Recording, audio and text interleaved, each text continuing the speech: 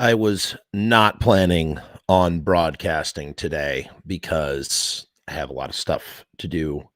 I had a I had a video all lined up, a Pop-Tart review. Check that out.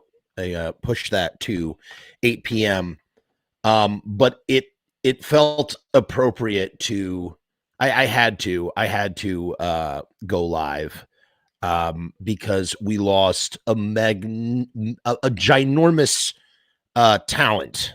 Um, and it's just so sad. It's just such a bummer. Um, Meat Loaf has left the building. Marvin Michael Aday, aka Meat Loaf. We don't really do too much eulogizing here on the channel. We did briefly, I clipped a video about Sylvain when he passed away, and we do touch when people leave, die, whatever. But Meat Loaf is just, oh my God. I mean, Bat Out of Hell, it's one of the biggest selling albums of all time. We're going to talk about that. This is not going to be a super long episode, and I just want to say, even though I am a big Meat Loaf fan, I am not, and I think I would have to call myself more of a casual fan in terms of my knowledge. So I do have some things open to help me. I'm going to do the best I can here just to talk little bit about Meat Loaf. Uh, my my personal, exposure to Meat Loaf really begins. Funny you say that. My personal exposure to Meat Loaf. My exposure to Meat Loaf begins when I'm 10 years old, seeing the Rocky Horror Picture Show. I was at my friend Andrew Norwicki's house, and he had it on VHS, and we popped it in and watched it in the afternoon. And I can still remember the TV that we watched it on and seeing it, and just being like changed forever by what I was seeing. I was so blown away. And of course, one thing that stood out was obviously the music, and Meat Loaf, playing the character of Eddie. He didn't originate the character of Eddie, but he sure popularized him. He was part of the LA cast, the Roxy cast for the Rocky Horror Picture Show when they first touched down in America after they left England. Before the film had opened up, the whole cast had been replaced mostly, except for Richard O'Brien and Tim Curry. And that's when Meat Loaf joined the cast. And he didn't just play, on the stage. He wasn't just playing Eddie. He also played Dr. Scott. Jonathan Adams, who plays Dr. Scott in the movie, was the original criminologist, I believe, in the King's Landing show, the very first Rocky Horror Show. And Meat Loaf he was also one of these dudes. He's one of those rock star turned actors, man. In the 90s, he started showing up in everything. I think the most famous thing is, his name was Robert Paulson in Fight Club, but he was in, what was that Black Dog movie with Patrick Swayze, I think. He was in a ton of stuff. He's in a ton of movies, little bit character stuff. As his movie career was dwindling, I was working on sets. I was doing, sort of art department stuff out in Chicago. I was going to school in Chicago, and I was just working as like a set dresser or, just art department stuff like that. Greeking labels in supermarkets. I don't know. You have to like change around the logos and stuff. And I worked on this film called Polish Bar. I think it came out in 2009. Tiny little independent film. Probably the whole budget was like $400,000. Very, very small. And I was shocked to learn that, when we arrived to set, it was at a bar. I don't remember where in Chicago, but it was at a bar. You hop in a van and they just take you to the set. And there was Meat Loaf.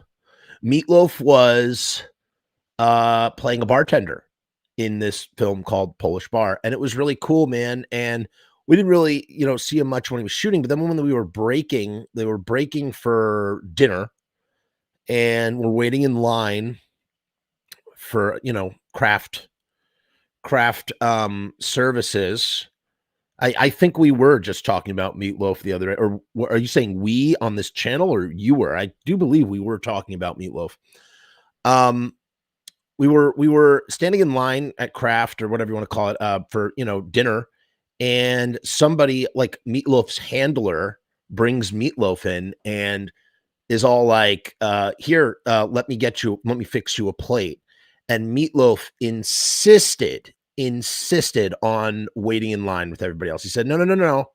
I'm not more important than anybody else here, and I will wait in line." And so he did.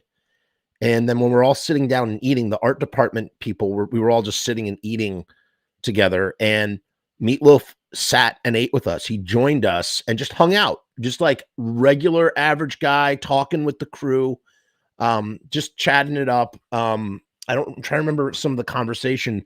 I did, I was engaged in the conversation. I don't remember much of what we talked about. What I do remember is someone eventually said, "Hey, why don't you come karaokeing with us? We're gonna go karaokeing after work." I was not a part of that, but that's what somebody said and offered, and everybody else was like, "Yeah, come on, come on, come on, come karaoke with us."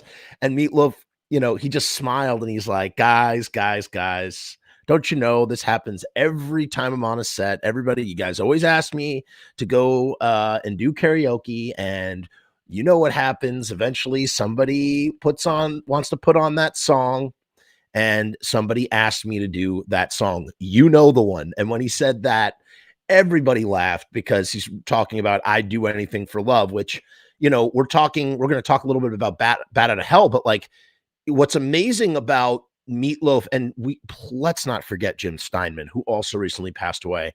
And it's not that he didn't warrant his own video. I figure like we'll talk about both of them together because he's just so important. I mean, he is the brains, he's the mastermind behind Meatloaf. Okay, like Meatloaf is the singer, he's the front piece, he's the presentation, but it's all the words and music of Jim Steinman. Okay, he's the genius as well. So it's like incredible talent with genius and talent combining, incredible performer and talent with genius and talent combining together to make this Bat Out of Hell album. And the thing is, what's amazing is that the song that Meatloaf is most known for is, "I Do Anything for Love," which was just as big of a hit as Bat Out of Hell. It was a huge, huge hit. However, Bat Out of Hell is, one of the best selling albums of all time. 43 million copies sold worldwide. Now, they didn't start doing SoundScan until 1991, so I don't think they have exact numbers, but it's approximately somewhere in there. I think on paper it's like 23, but we don't go by that figure. It's 43 million. Rue says he's on his way to work. He just wants to say hello and express the sympathies to the late, great Meatloaf. I met him back in 89. He was super nice and funny guy. R.I.P. Meatloaf. Yeah, dude, thank you for chiming in, Rue, and I hope you have a nice day at work. And yeah, dude, it's a bummer, man. It is a bummer. That dude was, I mean, he was done. He had sort of retired. And wasn't really doing much. They had the musical out. Someone was touring under the Meatloaf brand. It was kind of getting kind of lame. Those guys didn't really, they kind of got screwed out of their royalties. I don't know the exact story behind that, but there's a whole sordid tale about that. I'm actually kind of curious myself. Why did Meatloaf not get paid for Bat Out of Hell? He did get paid. I just figured this is the easiest way to Google this. Meatloaf's beef is lack of royalties. This is going back to 1996. I remember when this happened in 2017, they were doing another Bat Out of Hell release, and Meatloaf was going after them, and he sued in 2006 over Bat Out of Hell. So there's a lot of contention. Could you imagine having the greatest selling album of all time and not making royalties? I mean, think about that. 43 million copies worth of revenue, and that's just from sales. That's not including everything else. So that's kind of interesting. And who has all of that money, or who made a big chunk of that money? I believe Todd Rundgren, who produced Bat Out of Hell. And listen, I don't know what Meatloaf and Jim Steinman's relationship with Todd Rundgren was like later on, but like, if it wasn't for Todd, they wouldn't have any success. I mean, they owe everything to Todd. They had the music, they had the talent, but they couldn't record the album. I know I'm kind of swerving all over the place. To finish my tale about Meatloaf, about meeting Meatloaf, it was just so cool to sit and hear him, and he was just goofing about the karaoke thing, and just really one of the guys. And some time ago, so I didn't realize this. I just learned this actually from Greg Fasolino on Facebook. Apparently, I can't use these words on YouTube because it could, I don't know, it could do something to the video, but let's just say this. Meatloaf passed away from C19, if you know what I'm talking about. He died from getting sick from that illness. And apparently it's because he was against the V, the big jab, the V. And I did not know that. And that makes me even more sad to think that perhaps his death was easily preventable had he just gotten the jab, and, and C19 might not have done what it did to his body. He was 74 years old.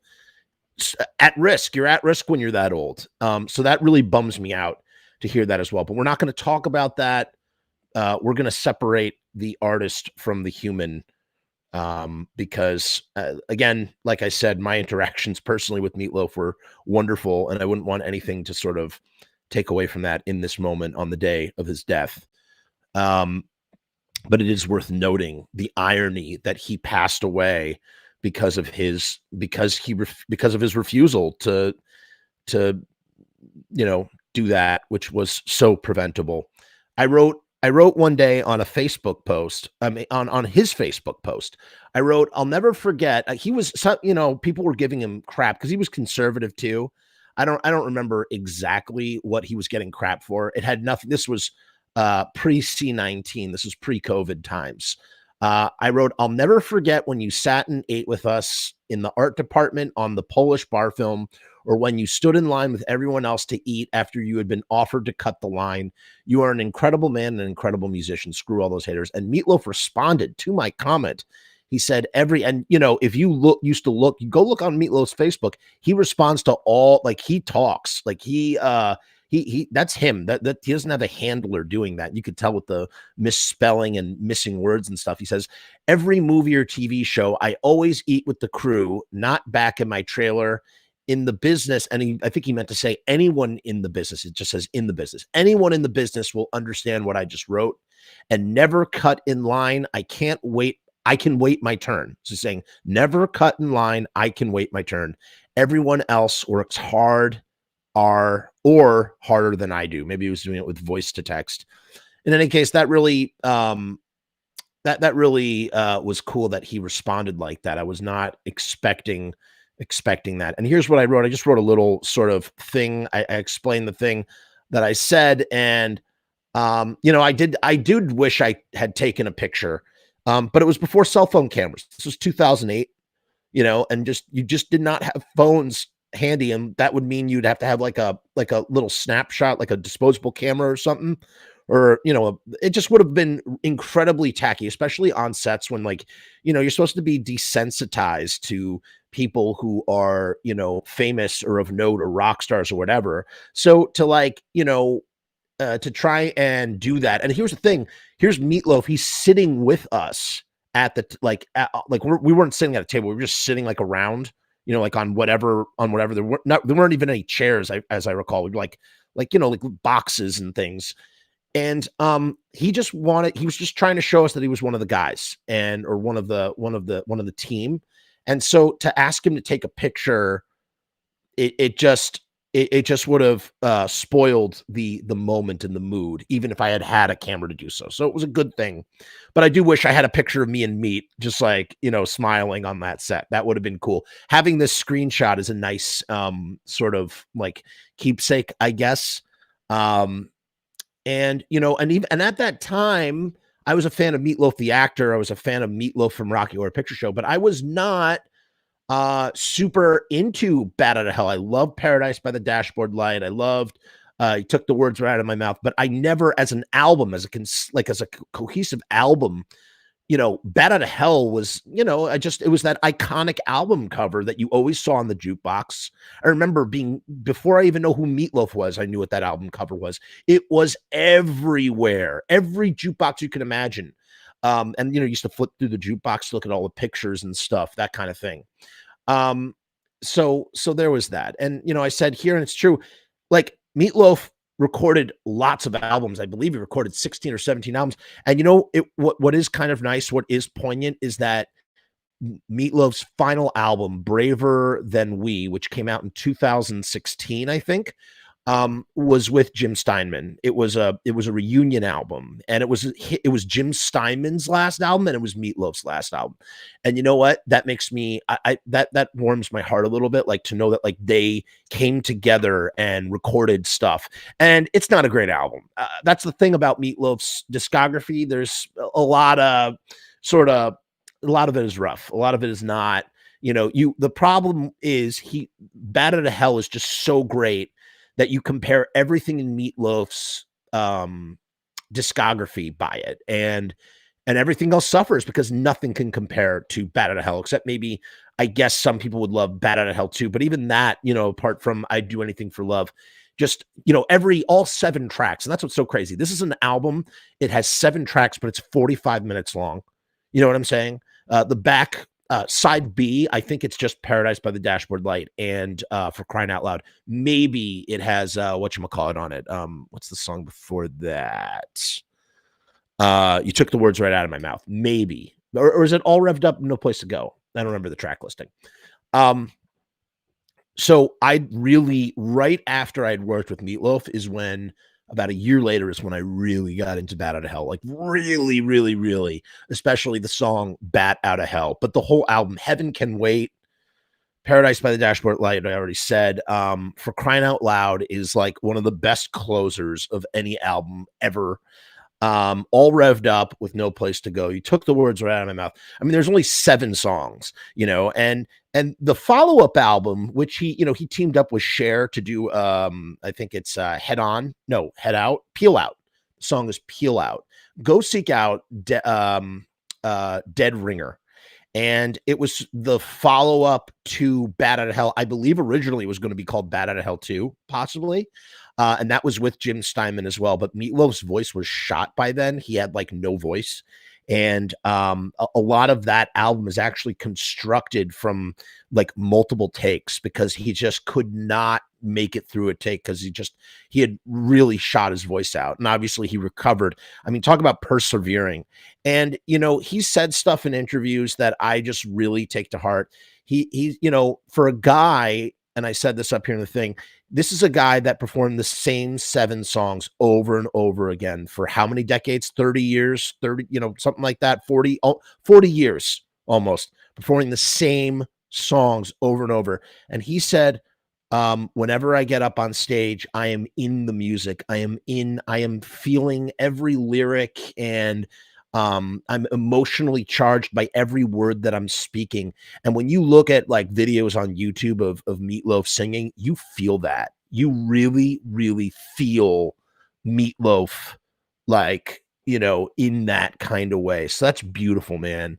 That's just so beautiful. He really did. He gave 150%. And as I said here, and this is true, Bat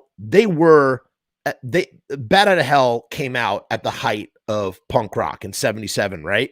And like it became one of the most mainstream commercial successes ever, but not because it was mainstream commercial music. It was one of the most, those guys were punk rockers, man, without the label. They didn't wear the clothes, and they didn't, play in the clubs, and they didn't have, sonically, they didn't sound like what punk was, sounding like. But make no mistake, that iconoclast attitude, that spirit, that rebellious spirit of rock and roll, because punk rock is really it's just a rebellious rock and roll spirit, which was, something that Jim Steinman really wore on his sleeve. His heart beat proudly with that rock and roll rebellious spirit. This is the same guy who wrote Total Eclipse of the Heart, and also the Celine Dion song, It's All Coming Back to Me Now. Those are all Jim Steinman, man. So when you think of Jim Steinman as just being like, this rock and roll guy, he's writing like crazy pop songs, dude. Like a truly a genius. And he put out on his own album when he split from Meat Loaf after this. He tried to be the Meat Loaf side as well as the Jim Steinman side, and he released an album called Bad for Good, which has a monologue, a spoken word monologue called Life, Death, and the American Guitar, which is just absolutely phenomenal. And it's very like, it very much kind of reminds me of the end of The End by The Doors, the Oedipus Rex. There's like this Oedipus Rex, and it's not because he wants to his mom and kill his dad. It's just more of like turning on your parents, I guess, in the same way that's kind of what happens in Oedipus Rex too. And it's like, and it's just like Jim Steinman, just absolutely brilliant, dude. Absolutely friggin' brilliant, dude. So he put out that album, Bad for Good. Dead Ringer did not hit the way that Dead Ringer did not hit the way that Bat Out of Hell did. Obviously, it was a massive disappointment. And, Meat Loaf fell into disarray for a while, and his finances, he had declared bankruptcy. Yeah, sorry to break the news, crazy white boy. It's sad, dude. It's a bummer. I felt like I should just do this show, so I'm doing it real quick. I took a break from my work to just come on here and talk about Meat Loaf a little bit. I just want to talk about him. So as I said, they were punk rocks. They were punk rockers without, the label, and truly like iconoclast in the sense that, they went from label in 1975. Originally, 3 of the songs for Bat Out of Hell were for a Peter Pan inspired musical called Neverland. And I think that's how Jim Steinman and Meat Loaf hooked up originally. And they took 3 of the songs, which were Bat Out of Hell, I think, for Crying Out Loud or Heaven Can Wait, and what eventually would be called All Revved Up, No Place to Go. It was called something else, like Leader of the Pack, or the Pack Is All Here. And they basically like workshopped these songs and came up with other songs like, Paradise by the Dashboard, like all that stuff. And they went around for 2.5 years to every record label imaginable.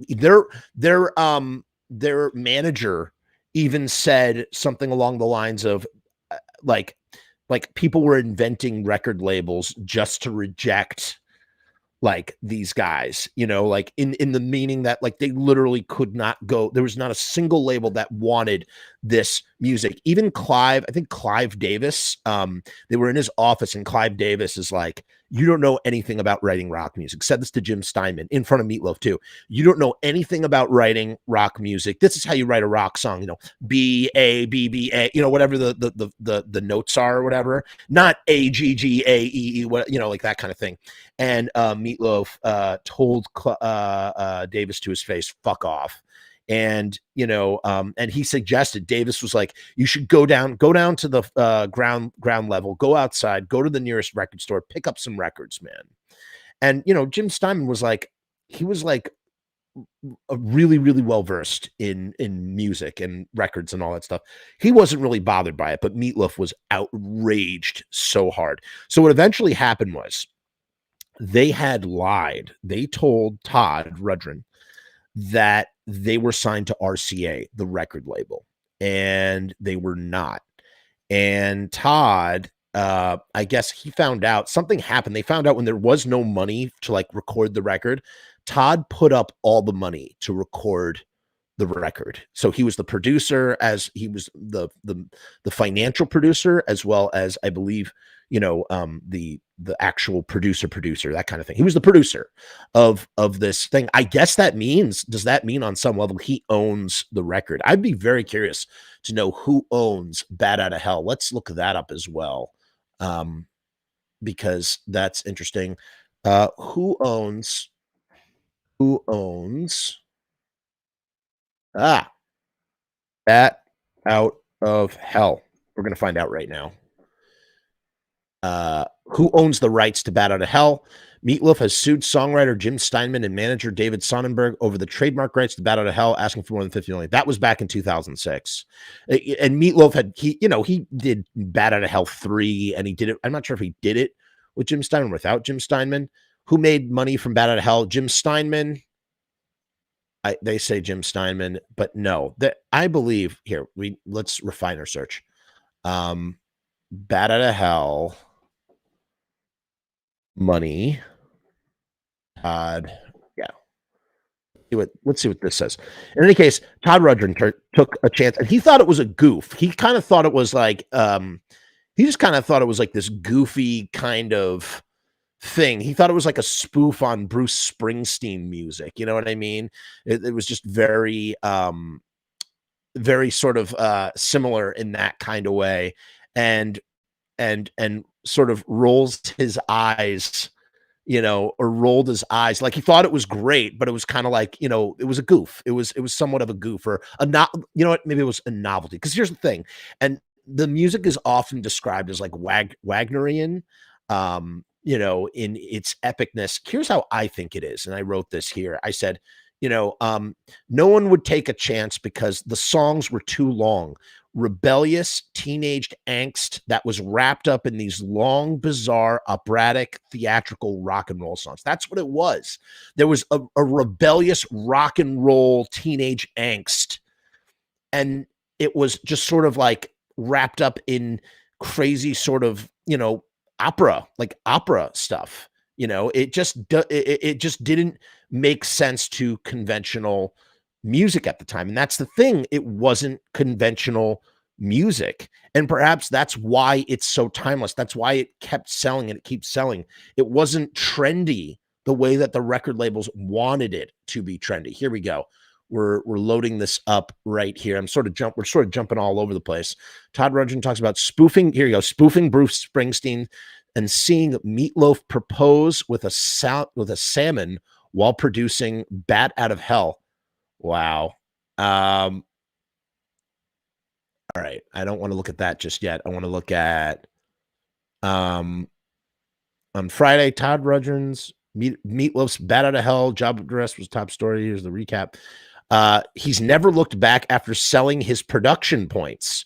So Todd does not own or does not get money from Bat Out of Hell.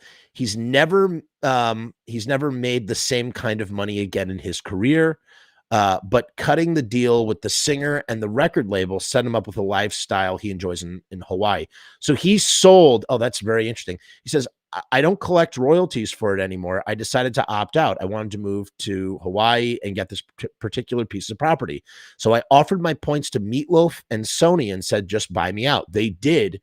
And that's why I'm living in Hawaii right now. And I've never regretted the decision. So Meat Loaf did have points. That's interesting. I did not know that. I always thought Todd was in control. Here's another article that says, this is from 2013. He does not regret selling off his points on Meat Loaf's classic album, Bat Out of Hell. The album has been certified platinum over 14 times in the U.S. alone. The actual number is contested, although it's generally considered to be in the top 5 selling albums of all time.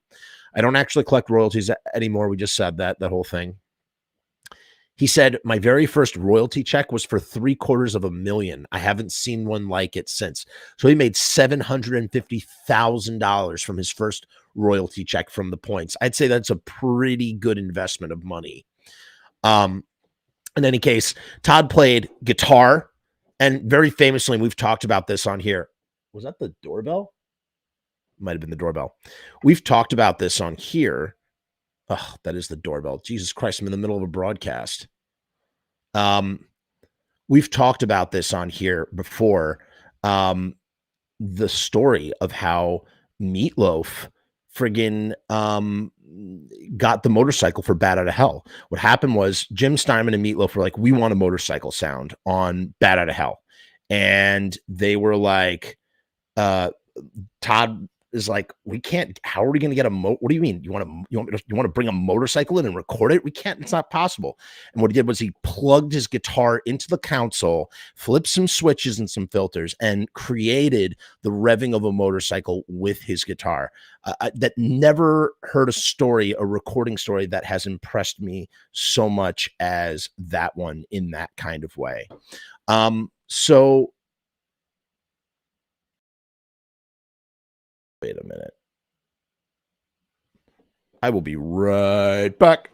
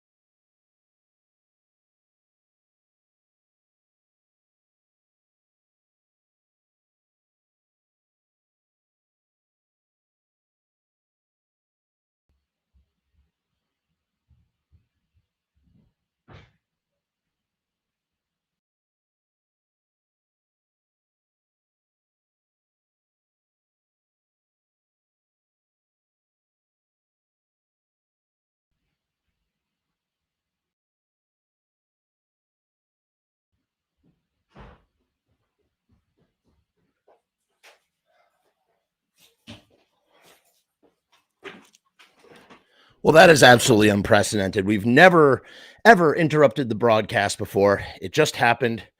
These things happen. Gonna have to go in a few moments. I just want to finish up by basically saying that, where was I here? Oh, we were talking about the best-selling album. We were talking about how it was the best-selling album of all time. After these messages, we'll be right back. I've never done that before. I've never left a broadcast. Um, so they record the album. Nothing really sort of happens with it at first, but they just went out there and they toured and they toured and they toured with it, and it just kept going and going and going and getting bigger and bigger and bigger, and it exploded. And so here's this album that is just climbing the charts, selling like crazy, and it's the most mainstream, it's super mainstream and commercial, but its music has never been more punk rock. You know what I'm saying? Like, it's this incredibly punk rock thing that somehow broke through. I mean, the producer of the New York Dolls, the first New York Dolls album, is the producer for Bat Out of Hell. It's kind of surreal when you think about it like that.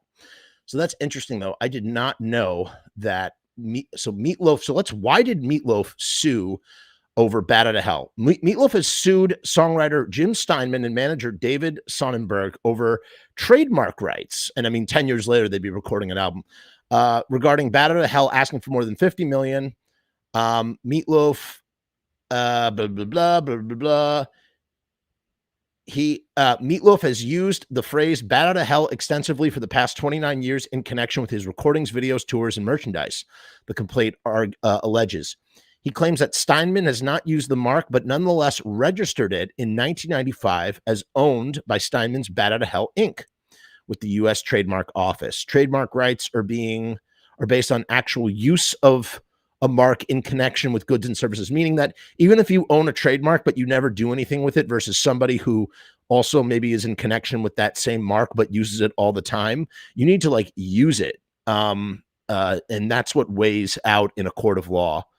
The complaint alleges that out of nowhere, Steinman applied for a federal trademark registration, but never objected to Meatloaf using the phrase until a recent falling out. So I guess over Bat Out of Hell 3, yeah, here we go. According to the Meatloaf camp, they offered Steinman a position to produce and write on the up-and-coming album Bat Out of Hell 3, The Monster is Loose, which will be released in October, says executive producer Winston Simone.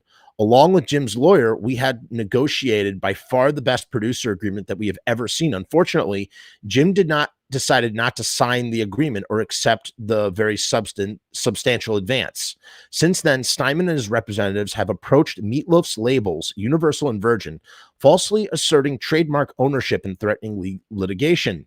Meatloaf's representatives say Steinman and Sonnenberg used the trademark rights as the basis of a campaign to undermine and interfere with Meatloaf's concert, album tour, and contracts and other things, the complaint alleges. The suit asks the court to declare who owns the trademark rights, seeks damages in excess of $50 million for interfering with Meatloaf's contractual relationships with his labels, and for an injunction stopping further use of the mark by Steinman.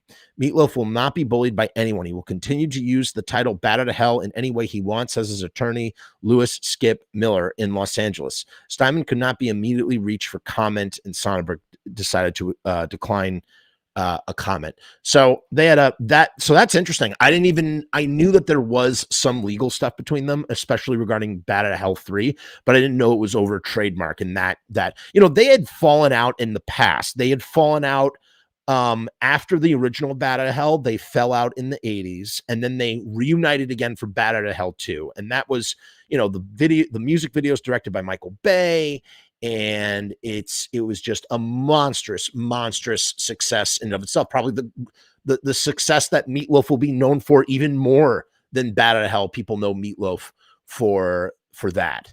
The thing that I really want to touch on, and then here's the thing, where is it in the list of best-selling albums of all time? So it is currently at number 4, at least according to Wikipedia. Total certified copies are 21.7 million, but claim sales, they claim, if you include things before SoundScan, 44 million copies sold. Okay. Top is Michael Jackson with Thriller at 49 or at 70. AC/DC Back in Black, 50 million. Whitney Houston Bodyguard soundtrack, 45 million. And then Meatloaf. And then coming in afterwards is the Eagles. But yeah, Aaron brings up a great point. This album came out before Thriller. So like the fact that like talking about what a juggernaut it really is. It's actually quite interesting to see all these top selling albums. The Beatles don't even come in until I don't know let's see here. One, two, I don't know, I'm not going to count that right now. The Beatles first album comes in at 32 million or 18.2 from certified copies. So the Beatles don't even come in until Sgt. Pepper's Lonely Hearts Club Band. Michael Jackson, this is crazy.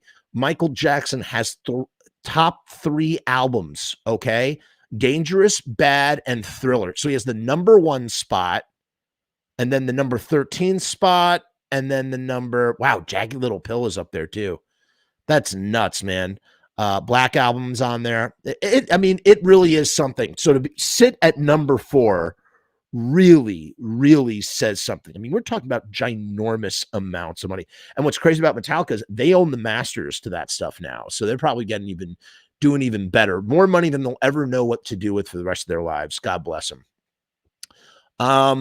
What else can we say about the depth of Meat Loaf? Well, the song itself is a beautiful song. We'll finish with that. Actually, we will. Here's something that's interesting. In 1996, rock singer Meat Loaf, whose 1977 Bat Out of Hell remains one of the best-selling albums in pop history, has said has been shorted out millions and millions of dollars in royalty payments. It's brutal the way entertainers are treated in this business, Meat Loaf said in a phone interview from London. All I'm asking is for these guys to be fair and live up to the agreement we signed. I did my part. I recorded an album that has been a giant success and seller for almost 20 years. They didn't mind making a ton of money on my album. Is it too much to ask for them to pay what they owed me?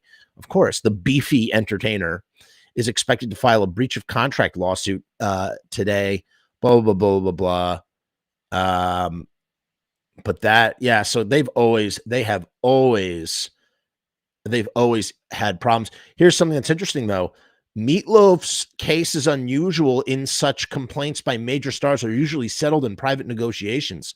He is among several high-profile complaints in recent years that have received a public airing.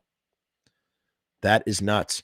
TLC had the 3rd best-selling album in 1995, said they were forced to file for bankruptcy last year in part because their contract with Pepitone Records paid them such a meager royalty rate. It really is what record companies, we sit here and we are really sad about like Napster and like what happened with Napster and yada, yada, yada, and like how it destroyed the record industry. It was karma, dude. It was karma. The way that the record industry treated their artists, the way that they treated people buying music by price gouging the costs. Like it was an inevitability caused by technology. Was it the right thing to do? Maybe not, but sorry, was it the legal thing to do? Legally, no, it was not. It was stealing.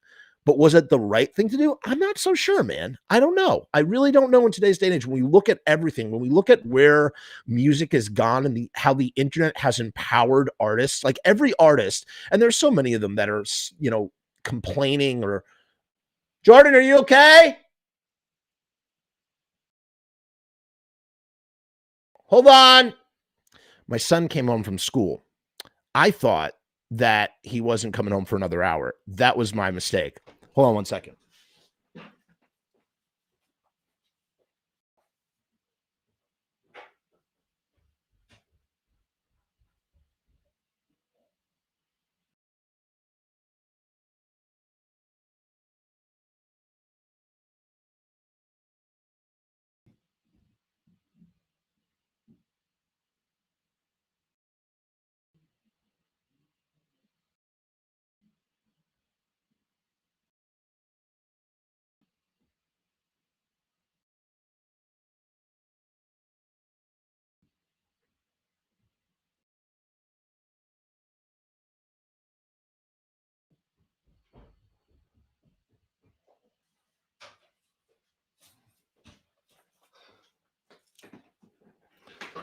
Dad, I want a snack.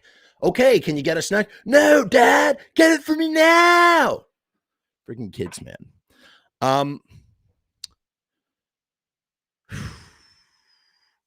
You get so many artists today that are they complain and complain and complain about the state of things. And the reality is that if you have a following, the keys to the kingdom are right there. Like if Meat Loaf and Jim Steinman had the knowledge and the infrastructure and the means of the internet when they were recording Bat Out of Hell in 1977, they would never have to deal with any of the nonsense that they dealt with all these record labels. But that's not how the system used to work. I don't know. One last thing I wanted to Meat Loaf slags off Sony. All right, last thing I'm going to talk about this because this was important. I remember when this happened. In a statement from Meat Loaf, this was on the 40th anniversary.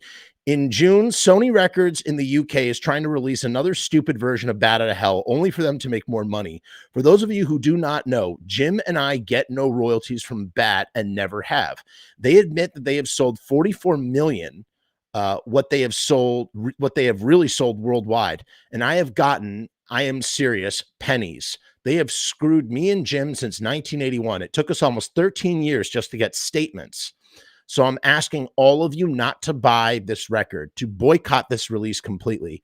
It is nothing but a greedy record company trying to steal your money. Don't buy. Thanks. Meat and Jim. P.S. Spend your money and go see a great musical, Bat Out of Hell, the musical, which, as you know, Bat Out of Hell is an adaptation of Bat Out of Hell, which I have not seen and I would like to very much.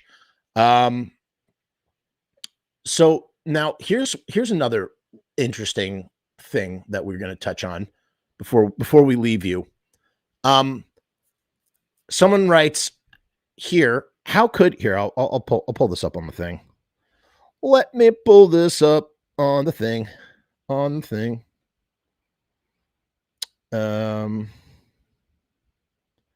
Here we go.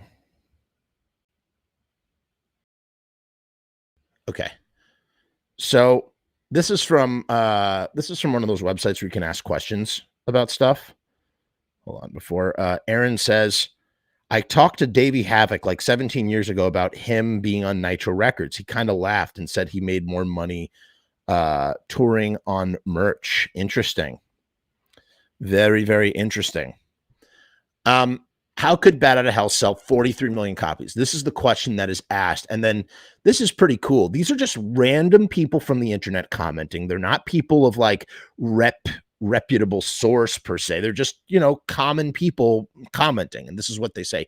Freddie Clark says, and this was on December 30th, 2021. In 1977, I had just arrived at a maritime college after leaving high school at 16. My musical heroes at the time were Pink Floyd, Roxy Music, and Queen. Along came this brash, in-your-face rock album from nowhere. My college mate had lots of sound equipment, courtesy of his dad, who was a technical head of outside broadcasts for the BBC at the time. So to make some money, we set ourselves up to provide sound and music at outdoor events. Our first and only major booking was a custom car show. We set up the PA and the music system from a tent with lots of 12-volt batteries. After the intro, we started playing the standard music of the day: Grease soundtrack, ABBA, Boney M, Blondie, Boomtown Rats, all featured prominently. Then we had a slack time where we could do some filler music. So we pushed Bat Out of Hell. Within minutes, a bunch of hairy bikers with colors saying Satan's Slaves Shipley arrived at our tent and asked us who that was and don't stop playing it. After they left, normal people arrived with the same question. I think we played the whole of that LP more than 7 times that day, and we did not get a single person asking us to stop. The power vocals and the extreme guitar riffs were just so far beyond anything of the time. What is most amazing is that 48 years later, those same sounds are still as powerful. I mean, talk about like explaining what makes an album sell 43 million copies. Why is it so great? This is what I really wanted to get to the root of this before we left. This is from Suzanne Amara. If you were a teenager waiting for life to start at any point, you wouldn't have to ask that question. My best friend in high school and I listened to this album over and over and over. It cries out emotional intensity. I read about the making of it, and Jim Steinman was going for the ultimate of everything. Paradise by the Dashboard Light showed the ultimate price for being paid for Getting Lucky. Battered to Hell was the ultimate car crash song, and so on. Every song on the album is a sing-alongable, and when I hear them, especially Paradise, I'm right back to being barely 17 and barely ... What's amazing too is that, like, yeah, Aaron, I'm guessing it's probably like that, though, that biker gang is like Hell's Angels of some kind. What's really amazing about like what she's saying, she's so right. Everything, it really is ultimate this and ultimate that. And we'll close with the lyrics of Battered to Hell, some of my favorite lyrics ever written, ever. I would say top lyrics. Nick Moyne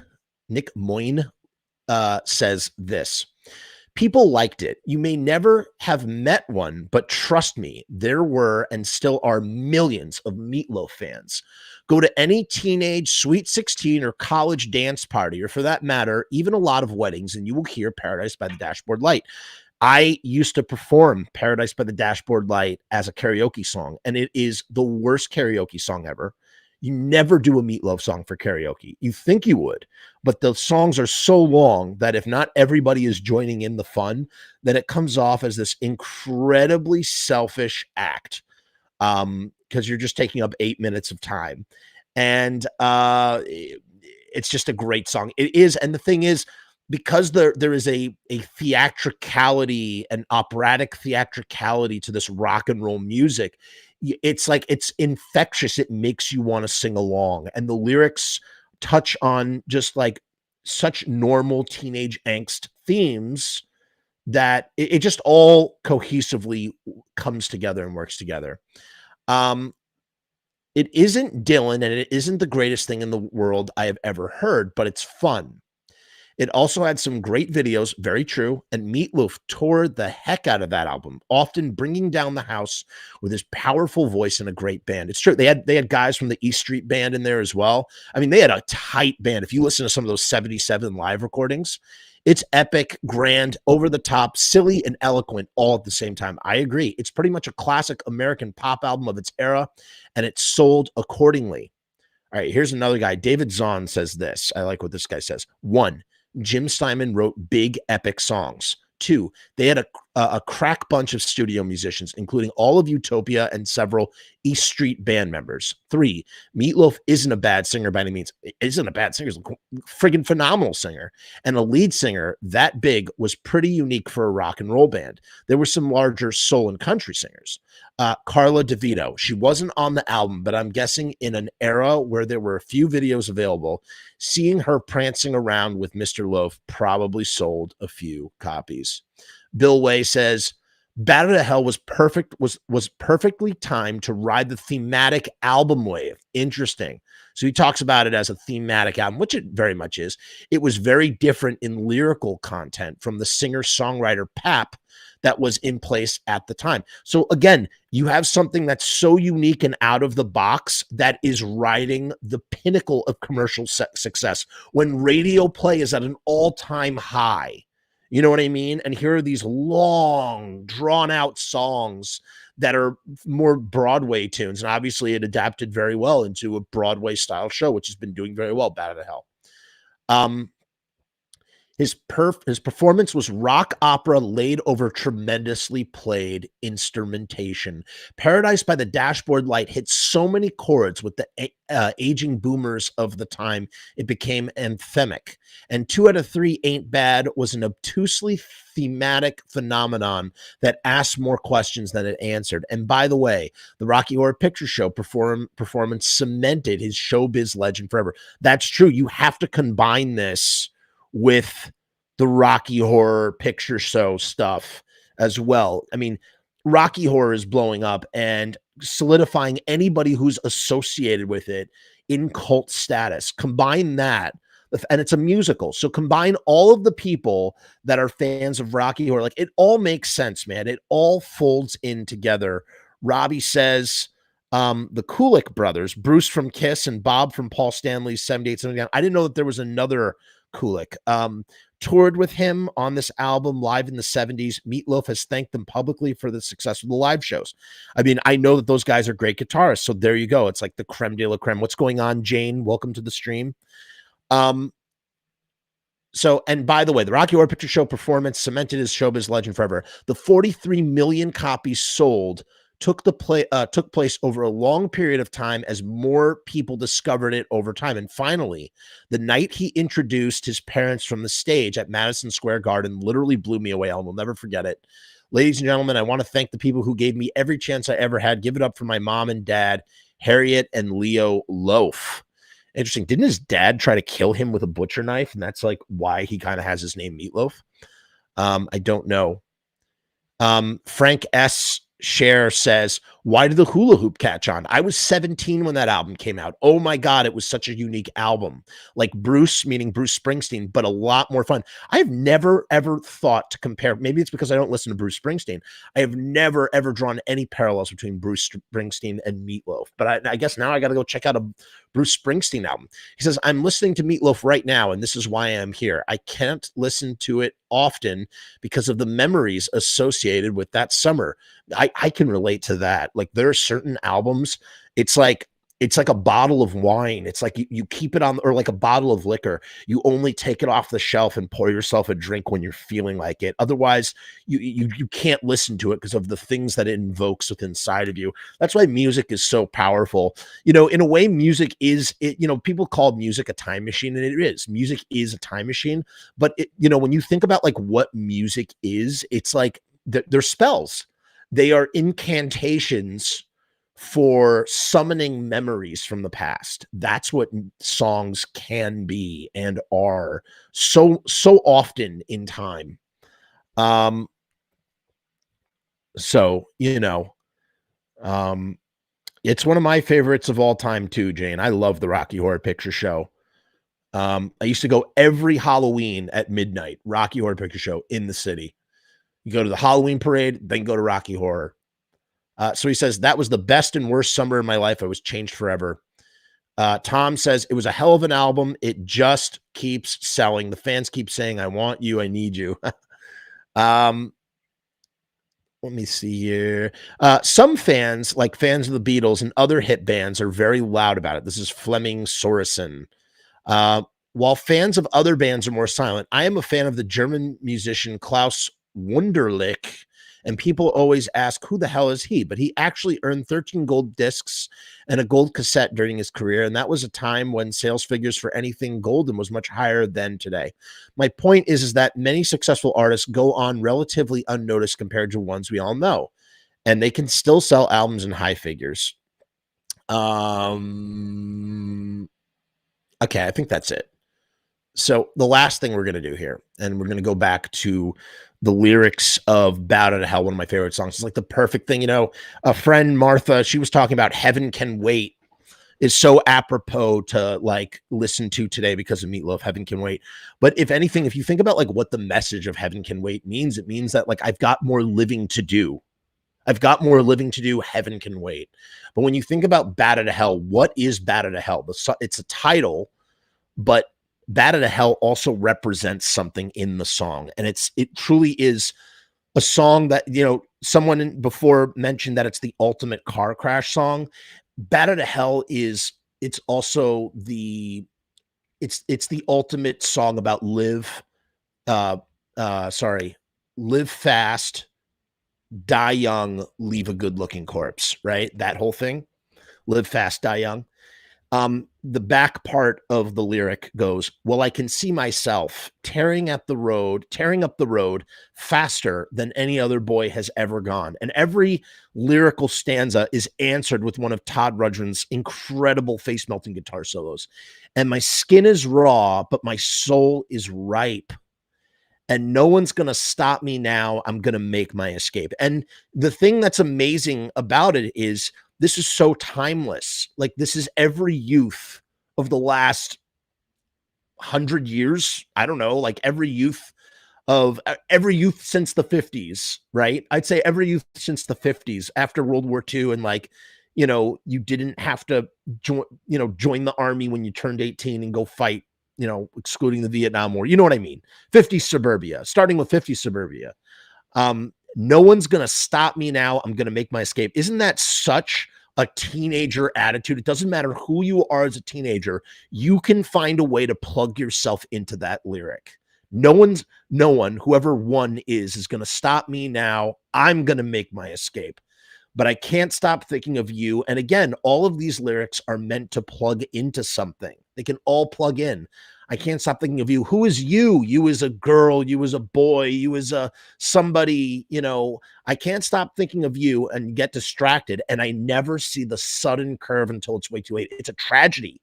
So what it ends up being, the tragedy of the song is that youth burns so bright and extinguishes so quickly.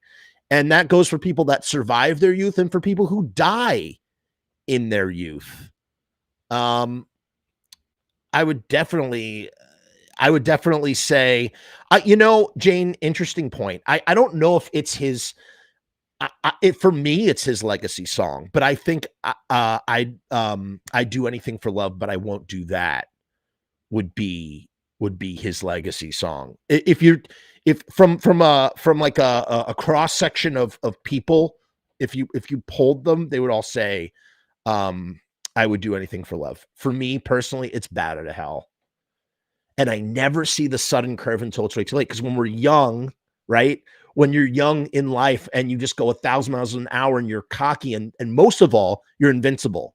That's what this is a song about. The song is about invincibility, the youthful invincibility. What does that mean? It means that when we're young, we think that nothing bad can happen to us, that we do crazy, risky, outrageous stuff. We don't think about the consequences. In some cases, because we've never been badly hurt, like physically or emotionally, depending on the situation. And it's not until that we suffer these injuries that we start to get a sense of humility. And that humility is, wait a minute, I'm not invincible. But in that moment, in this moment, and these are the moments in which one lives forever. Like, yes, it's just a moment of time and it's fleeting and it ends and you get on with your life. But it's also moments in time that are burned. They're burned into the brain, like for eternity, if that makes any sense. Again, I don't know if any of this is making any sense. But we don't have that sense of humility until we've been hurt. And until then, we are young, we are invincible in our youth. And so that's what leave fast, die young, leave a beautiful corpse kind of represents too a little bit. He says, but I can't stop thinking of you, and I never see the sudden curve until it's way too late. And they repeat the refrain twice, and then there's a giant car crash. There's a bike crash, and then, I mean, this is just so epic, dude. Then I'm down in the bottom of a pit in a blazing sun, torn and twisted at the foot of a burning bike. And I think somebody somewhere must be tolling a bell. I love that. I mean, every lyric, this is one of the best verses of any song, any friggin' song. That is not hyperbole. He says, and I think somebody somewhere must be tolling a bell. And what does that mean? When the bell tolls, it means that it's, your end on this earth has come. You will now shuffle loose this mortal coil. And he says, and the last thing I hear is my heart still beating. They say your last sense to go is your sense of hearing. Your ability to hear is the last thing to go, in terms of your senses. And the last thing, he's saying, I see. The last thing I see is my heart. Okay, that makes no sense. Egg on my face, whatever. And the last thing I see is my heart. So he's looking down into his chest cavity and he sees his heart, but his heart is still beating. His body is broken. He's on the verge of death, but his heart is still beating. And he sees it breaking out of my body and flying away like a bat out of hell. Like I'm going to burn in hell, but my heart. And what does that really mean?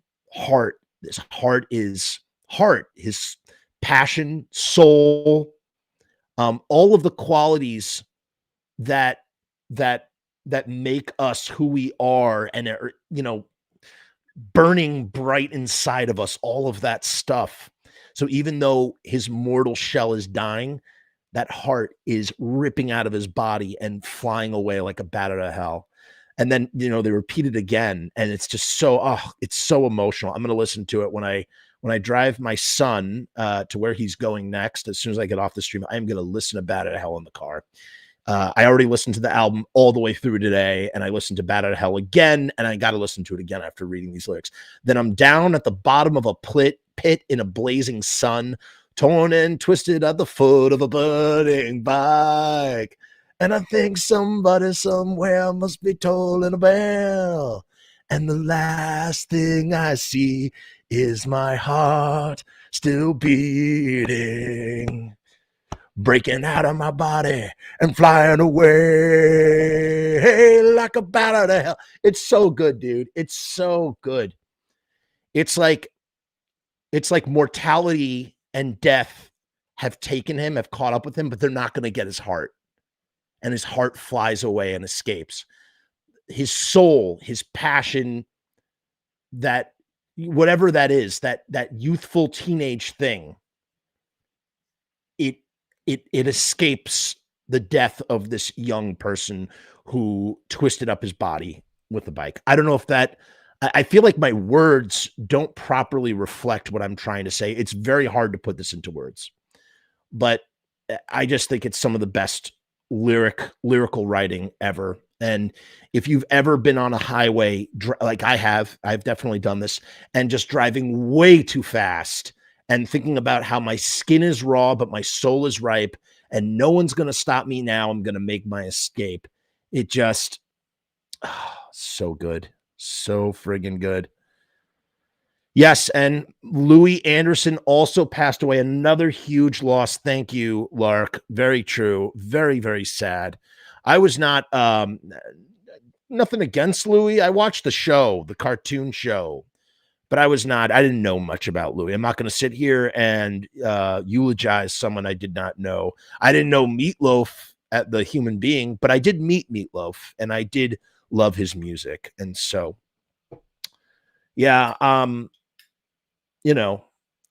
rest in power, Meat Loaf. And again, so tragic that his death seemingly preventable because of the fact that he was an anti you know what.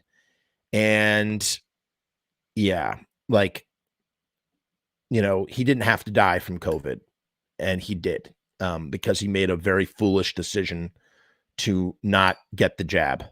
So just a real shame, a real shame. Just to let you know, from this channel, we're powered by riotstickers.com, as you can see right here. We got nice deals going on at riotstickers.com. Link is in the description. Normally it's $59, but for $29.50, that's 50% off. You can get 50 3-inch by 3-inch stickers at riotstickers.com with the promo code FRUMESS, FRUMESS. It's my last name. So make sure you take a moment to do that. We're going to play our little video vid and work our way out. I wonder if I can cut out that dead air of me. In all of my broadcasts, I have never had dead air like that. Like, I'm so bummed. That never happens. We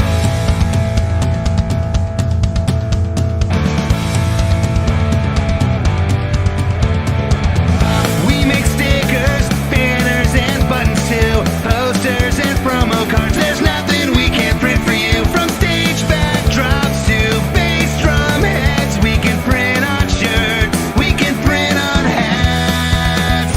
We can print on pants. Cheap prices and high quality.